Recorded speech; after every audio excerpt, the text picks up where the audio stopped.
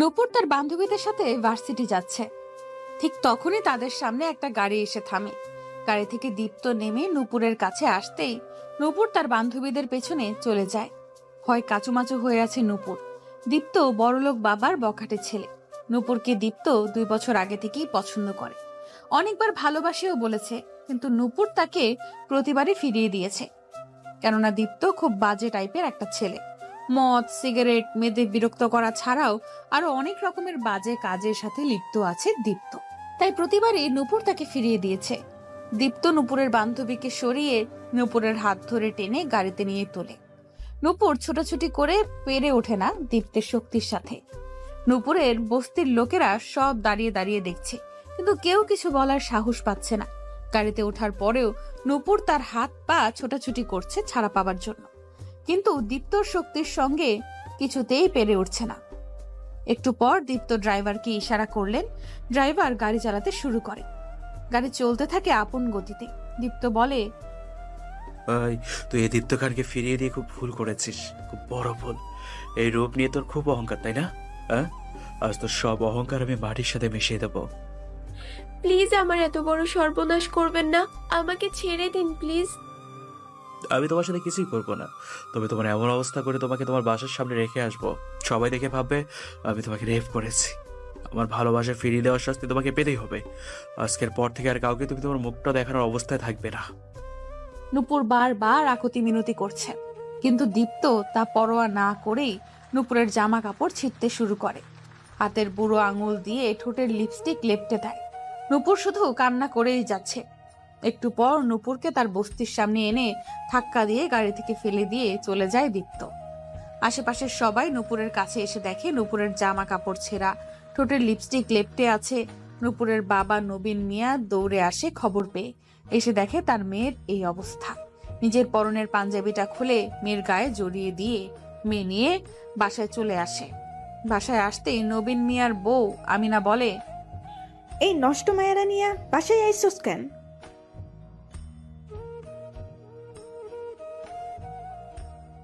একটা ধর্ষিতা মেয়ে কেমন কইরা আমাকে লগে থাকতে পারে? তুমি জানো ওর লাইগা আমার ছোট মায়াডার বিয়া দিতে পারতাম না? আম্মু বিশ্বাস করো, ওই গুন্ডাটা আমার কোনো ক্ষতি করেনি। হ্যাঁ, তোকে তুলে নিয়ে গিয়ে এমনিতেই ছেড়ে দিছে না? তুই আমার বাড়ি থেকে চলে যা। তুই থাকলে আমি আমার ছোট মেয়েটার বিয়ে দিতে পারবো না কখনো। তুই চলে যা বাড়ি থেকে। নূপুর তার মায়ের কথা শুনে অবাক হয়ে তার মায়ের দিকে তাকিয়ে থাকে। নিজের আপন মেয়ে না বলে হয়তো এমন কথা বলতে পারছে। আর যদি নিজের মা বেঁচে থাকতো তাহলে হয়তো তার মেয়ের এমন বিপদের সময় মেয়ের পাশে থাকতো। কিন্তু আমিনা তার সৎ মা বলেই হয়তো নিজের মেয়ের কথা চিন্তা করে নূপুরকে চলে যেতে বলেছে। ভাবতেই চোখ থেকে টপ করে পানি পড়তে শুরু করে নূপুরের। অন্যদিকে নূপুরের বাবা কিছুই বলতে পারছে না, কারণ তিনি জানেন তিনি কোনো কথা বললেও তার বউ তার কথা শুনবে না। নূপুর একবার অসহায় দৃষ্টিতে তার বাবার দিকে তাকিয়ে দৌড়ে ঘরে থেকে বের হয়ে যায়। প্রায় সন্ধ্যা। এখন নূপুর একা একা হাঁটছে রাস্তার এক পাশ দিয়ে। হঠাৎ কিছু ছেলেরা বলা বলি করছে, আরে এটা তো সেই মেয়েটাই যে মেয়েটাকে দীপ্ত ধর্ষণ করেছে, চল আমরা একটু মজা নিয়ে আসি বলেই নূপুরের পেছনে হাঁটতে থাকে। নূপুর তা বুঝতে পেরে জোরে দৌড়াতে থাকে। হঠাৎ একটা গাড়ির সাথে ধাক্কা খেয়ে মাটিতে পড়ে যায়, আর ছেলেগুলো সেখান থেকে চলে যায়। আমি সেখান থেকে নেমে দেখি একটা মেয়ে মাটিতে পড়ে আছে। মুখটা ভালো করে দেখা যাচ্ছে না, চুল দিয়ে মুখ ঢাকা। কাছে গিয়ে মেয়েটাকে ধরে তুলতেই দেখি, আরে এটা তো সেই মেয়েটা যাকে আজকে নিউজে দেখলাম টিভিতে। একটা ছেলে মেয়েটাকে তো ধর্ষণ করেছিল মনে হচ্ছে। ভালো করে মেয়েটার দিকে তাকিয়ে দেখি মাথা ফেটে রক্ত বের হচ্ছে। আর কিছু না ভেবে তাড়াতাড়ি হসপিটালে নিয়ে গেলাম। ডক্টর মেয়েটার মাথায় ব্যান্ডেজ করে দিয়ে কিছু মেডিসিন লিখে দিয়ে চলে যায়। কিছুক্ষণ পর মেয়েটার জ্ঞান ফিরলে নয়ন মেয়েটার কাছে গিয়ে বলে, আপনি সেই মেয়েটা না যাকে আজকে সকালে একটা ছেলে ধর্ষণ করেছিল? আমার কথা শুনে মেয়েটা আমার দিকে রাগি লুকে তাকিয়ে বলে, আপনি দেখেছিলেন আমাকে ধর্ষণ করতে? বলুন, আপনি দেখেছিলেন? না, টিভিতে দেখলাম, তাই বললাম আর কি। শুনুন মিস্টার, সবসময় যেটা দেখা যায় সেটা সত্যি হয় না, আর যেটা দেখা যায় না সেটার মাঝেও অনেক সত্য লুকিয়ে থাকে। ঠিক বুঝলাম না কথাটা। এরপর নূপুর আমায় তার সাথে ঘটে যাওয়া সব কথা বলেই কান্না করতে থাকে। আমি সব কথা শুনে বলি, কাউকে ভালো না বাসলে বুঝি এমনটা করতে হয়? আজব এই পৃথিবীর মানুষগুলো। আপনার বাসার ঠিকানা বলুন, আমি আপনাকে পৌঁছে দিয়ে আসবো। এই কথা বলে নূপুরের দিকে তাকাতেই দেখি ওর কান্না আরও বেড়ে গেছে। বুঝলাম না, তাই কৌতূহলবশত জিজ্ঞেস করেই ফেললাম, কি হলো? আপনি বাসার কথা শুনে কান্না করছেন কেন? নূপুর চোখের পানি মুছতে মুছতে সবটাই বলল। সব শুনে আবার বললাম, তাহলে এখন কোথায় যাবেন আপনি? মন খারাপ করে জবাব দিল নূপুর। জানি না কোথায় যাব, তবে অনেক দূরে চলে যাব।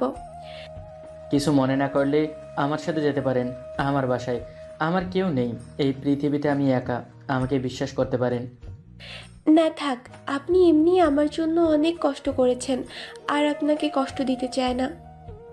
না, এতে আমার কোনো কষ্ট হবে না। প্লিজ আমার সাথে চলুন, আপনার কোনো অসুবিধা হবে না, কথা দিলাম। আমার কথা শুনে নূপুর আমার দিকে তাকিয়ে মনে মনে কিছু ভাবছে হয়তো, বুঝতে পারছি। মনে মনে নূপুর, এখানে থাকলে হয়তো আজকের মতো আবারও হবে, তার চেয়ে ভালো ওনার সাথে চলে যাই। দেখে তো অনেক ভালো আর ভদ্র মনে হচ্ছে, ওনাকে বিশ্বাস করতেই পারে। নূপুরকে চুপ থাকতে দেখে আমি বললাম, এই ম্যাডাম, আপনার ভাবনা শেষ হলে উত্তরটা দিন। আমি যাব আপনার সাথে। এরপর আমি ডক্টরের সাথে কথা বলে নূপুরকে নিয়ে আমার বাসায় চলে আসি। এই যা, আমার পরিচয়তেই তো দেয়া হয়নি, রাগ করবেন না, এখন দিচ্ছি। আমি নয়নরাজ। পৃথিবীতে আমি একা। বাবা মা ছোটোবেলায় রোড অ্যাক্সিডেন্টে মারা গেছে। আফজাল চাচা আমাকে মানুষ করেছে। আমার বয়স যখন 20, তখন চাচাও মারা যায়। সেই থেকে একাই থাকি। নয়নরাজ গ্রুপ অফ কোম্পানির একমাত্র চেয়ারম্যান আমি। চলুন আপাতত গল্পে ফেরা যাক। বাসার ভিতরে ঢুকতেই দেখি নূপুর অবাক হয়ে পুরো বাড়ি দেখছে। আমার দিকে তাকিয়ে বলে, এই বাসাতে আপনি একাই থাকেন? একাই থাকি, তবে আজ থেকে আপনিও থাকবেন। আসুন, আপনাকে আপনার রুম দেখিয়ে দেই, আপনার রেস্টের প্রয়োজন। বলে হাঁটতে গেলে আমি খেয়াল করি নূপুর মাথা ধরে দাঁড়িয়ে আছে। কিছু না বলেই কোলে তুলে নিয়ে একটা রুমে গিয়ে বিছানায় শুয়ে দিয়ে বলি, আপনি শুয়ে থাকুন, উঠতে হবে না, একটু ঘুমানোর চেষ্টা করুন। কোনো সমস্যা হলে পাশে মোবাইল রাখা আছে, আমাকে একটা কল করবেন, আমার নাম্বার সেভ করা আছে। বলেই আমি নিজের রুমে এসে ফ্রেশ হয়ে ওয়াশরুমে চলে যাই। আর এইদিকে নূপুর ভাবছে, সত্যি আপনি অনেক ভালো। আজকাল মানুষের উপকার করার জন্য কেউ এগিয়ে আসে না, আর আপনি আমাকে আপনার বাসায় নিয়ে এসেছেন। এটা একবারও ভাবলেন না লোকে আপনাকে খারাপ বলবে আমার মতো একটা ধর্ষিতা মেয়ের সাথে দেখলে? এমন আরও অনেক কথা ভাবতে ভাবতে ঘুমিয়ে যায়। এইদিকে আমি গোসল করে চেঞ্জ করে রাতের জন্য কিছু রান্না করছি। রান্না শেষে খাবার নিয়ে সোজা নূপুরের রুমে চলে গেলাম। গিয়ে দেখি ম্যাডাম বসে বসে কান্না করছে। আমাকে দেখে তাড়াহুড়ো করে চোখের পানি মুছে বলে, আরে আপনি খাবার নিয়ে এখানে যে? আমি। আপনার মাথায় চোট পেয়েছেন, সাথে পায়েও একটু, তাই ভাবলাম রুমে একসাথে দুজনে খাওয়া যাবে। আমার খেতে ইচ্ছে করছে না। এটা বললে তো হচ্ছে না, আমি নিজ হাতে রান্না করেছি। উঠুন উঠুন, গিয়ে ফ্রেশ হয়ে তারপর খাবার খেয়ে মেডিসিন নিয়ে আবার ঘুমাবেন। বলেই আমি ওয়াশরুম দেখিয়ে দেই। ফ্রেশ হয়ে আসলে দুজনে একসাথে খাবার খেয়ে আমি নূপুরকে মেডিসিন খাইয়ে শুয়ে দিয়ে ওর ওপর কাঁথাটা টেনে দিয়ে নিজের রুমে চলে আসি। পরের দিন সকালে ঘুম থেকে উঠে নিচে এসে দেখি খাবার টেবিলে সাজানো, অমলেট, পরোটা, সবজি, জুস দিয়ে টেবিল সাজানো। আর কিচেন থেকে টুংটুং আওয়াজ আসছে। গিয়ে দেখি নূপুর কোমরে ওড়না পেঁচিয়ে কফি বানাচ্ছে। কাল রাতেই আসার সময় নূপুরের জন্য কিছু শপিং করে এনেছিলাম। এই যে ম্যাডাম, কী করছেন আপনি? আমার কথা শুনে ভয় পেয়ে যায় নূপুর, বুকে ফু দিয়ে বলে, ও আপনি? আসলে আমার তো রোজই সকালে ওঠার অভ্যাস, তাই ভাবলাম বসে না থেকে রান্নাটা করে ফেলি। বাহ, খুব ভালো তো। তা হয়ে গেছে রান্না? নূপুর মাথা নাড়িয়ে হ্যাঁ বলে। এরপর দুজনে একসাথে খাবার খেয়ে নেই। এভাবেই দেখতে দেখতে কেটে যায় 3 বছর। নূপুর এখন আমার অফিসের ম্যানেজার। আমি চাইনি কাজ করুক। ওই বলল ওর নাকি ঘরে একা বসে থাকতে ভালো লাগে না, তাই এই ব্যবস্থা। আর আমার আর নূপুরের সম্পর্কটা এখন অনেক ভালো। আমরা এখন বেস্ট ফ্রেন্ড। নূপুর এখন কথায় কথায় আমার উপর অধিকার খাটায়। আমার তাতে খুব ভালোই লাগে। নিজের বিবাহিত বিবাহিত মনে হয়। আমি জানি নূপুর আমাকে ভালোবাসে, তবে বলবে না। আমিও নূপুরকে ভালোবাসি, সেটা বলবো। আর কিছুদিন পরেই অফিসের কাজ শেষ করে নূপুরকে নিয়ে শপিং করতে এসেছি। শপিং মলে পাশ থেকে কেউ নূপুরকে ডাকে। তাকিয়ে দেখি একটা মেয়ে, আর তার কোলে একটা বাবু। নূপুর মেয়েটাকে দেখে বলে, আরে নুরি, তুই এখানে? আর এটা বুঝি তোর মেয়ে? আপু, আমার মেয়ে নাহার। আপু, তুমি এতদিন কোথায় ছিলে? তোমাকে আব্বা কত জায়গায় খুঁজেছে। আব্বা আম্মা কেমন আছে নুরি? সবাই ভালো আছে। উনি কে আপু? নূপুর কিছু বলতে যাবে তার আগেই আমি বলি, আমি তোমার দুলাভাই, নূপুরের হাজবেন্ড। নূপুর আমার কথা শুনে 440 ভোল্টের ঝটকা খায় আর বড় বড় চোখ করে আমার দিকে তাকিয়ে আছে। আমি চোখ মেরে চুপ থাকতে বলি, সত্যি আপনি আমার দুলাভাই? আপু তুই বিয়ে করেছিস কবে? 2 বছর আগে। তা শালিকা, তুমি এখানে শপিং করতে এসেছো? জি দুলাভাই। আরও কথা বলছি টুকটাক। নূপুর হা করে তাকিয়ে আছে আমার দিকে। এরপর শপিং শেষে আমি নূপুরকে নিয়ে বাসায় চলে আসি। বাসায় আসতেই ম্যাডামের প্রশ্ন, তুমি নুরিকে কেন মিথ্যা বললে? কি মিথ্যে কথা বলেছি? সবই তো সত্যি কথা। আমি তোমার বউ হলাম কবে? হবে খুব দ্রুত। Nupur, I love you and I need you for ever and ever. আর কত করুণা করবেন আমাকে? একটা ধর্ষিতা মেয়েকে তুলে নিয়ে বাসায় আশ্রয় দিয়েছেন, যোগ্যতা নেই তাও এত বড় অফিসের ম্যানেজার বানিয়ে দিয়েছেন। আর করুণা করবেন না নয়ন, আমি এই ঋণ কি দিয়ে শোধ করব? কোনো করুণা বা দয়া করছে না নূপুর। আমি সত্যি তোমাকে ভালোবাসি আর বিয়ে করতে চাই। এটা হয় না। কেন হয় না নূপুর, কেন? সমাজের সবাই জানে আমি একজন ধর্ষিতা। আমার জন্য আপনাকে প্রতি পদে অপমান হতে হবে। আমি পুরো পৃথিবীর সাথে লড়তে পারবো, শুধু তুমি বলো আমার পাশে থাকবে। কিন্তু আর কোনো কিন্তু নয়, আজই আমরা বিয়ে করব। চলো, রেডি হবে। বলেই দুজনে যে যার রুমে চলে যাই। এরপর অফিসের কিছু স্টাফকে কল করে আসতে বলি, আর কাজীকেও। একটু পরে সবাই এসে হাজির। কাজী বিসমিল্লাহ বলে আমাদের বিয়ে পড়াতে শুরু করে। বিয়ে সম্পূর্ণ হলে আমাদের জন্য সবাই দোয়া করে। রাত 10টা, সবাই চলে গেছে। আমি আর নূপুর খাবার খেয়ে রুমে বসে আছি। নূপুরকে বললাম, তোমাকে একটু জড়িয়ে ধরি। নূপুর মুচকি হেসে মাথা নিচু করে ফেলে। হাসি তো ফাঁসি, কথায় আছে না? গিয়ে নূপুরকে আমার কোলে বসিয়ে পিছন থেকে জড়িয়ে ধরে ওর ঘাড়ে থুতনি রেখে বললাম, কি তুমি খুশি তো নূপুর এই বিয়েতে? অনেক খুশি আমি, যা আপনাকে বলে বোঝাতে পারবো না। এখনো আপনি করেই বলবে? এখন তো আমি তোমার বর, তাই না?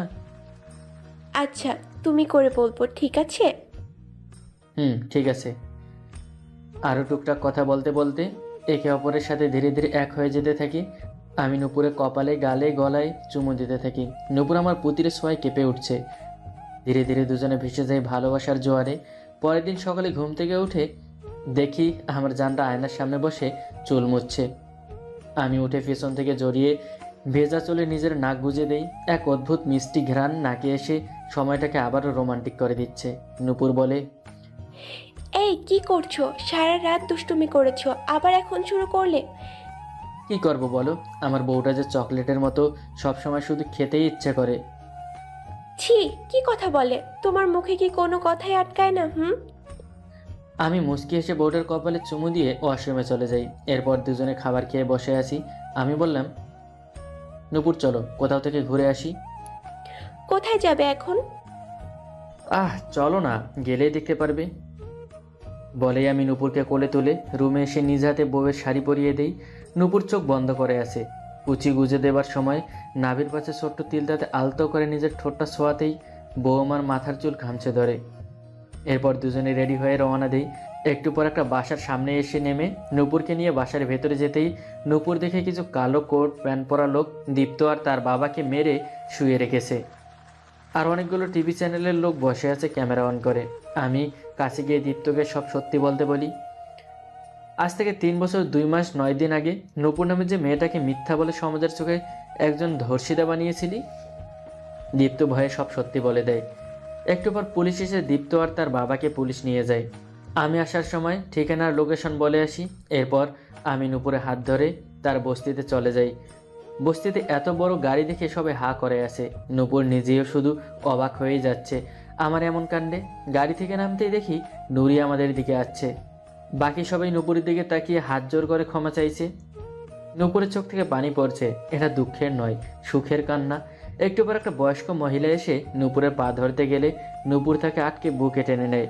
দুজনে কথা শুনে মনে হচ্ছে এটা নূপুরের আম্মু। এরপর আমরা নূপুরের বাসার ভেতরে যাই। ছোট্ট একটা ঘর আর ছোট ছোট 2টা রুম।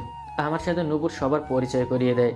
সবার সাথে কথা বলছি, তখনই আমার শাশুড়ি মা মানে নূপুরের আম্মু বলে, বাবা, তোমারে আমি টিভিতে দেখছিলাম, তুমি কতগুলো মাইক্রোফোনের সামনে কথা কইতেছিলা। আন্টি, আমি তো প্রতি বছর বিজনেস টপ হই, তার জন্য পুরস্কার পাই আর কথা বলি তখন টিভিতে। আরও অনেক কথা বলছি। একটু পর শাশুড়ি মা চলে গেলেন, নুরিও চলে গেল, আমি আর নূপুর শুধু রয়ে গেলাম। নূপুর হুট করে আমাকে জড়িয়ে ধরে বলে, তুমি সত্যিই খুব খুব খুব ভালো। আজ আমার নিজেকে অনেক হালকা মনে হচ্ছে। আমার মাথার ওপর থেকে অবশেষে ধর্ষিতা নামটা মুছে গেল। আব্বু আম্মু আমাকে অনেক অপমান করেছে এই নিয়ে, আর এটা শুধু তোমার জন্য সম্ভব হয়েছে।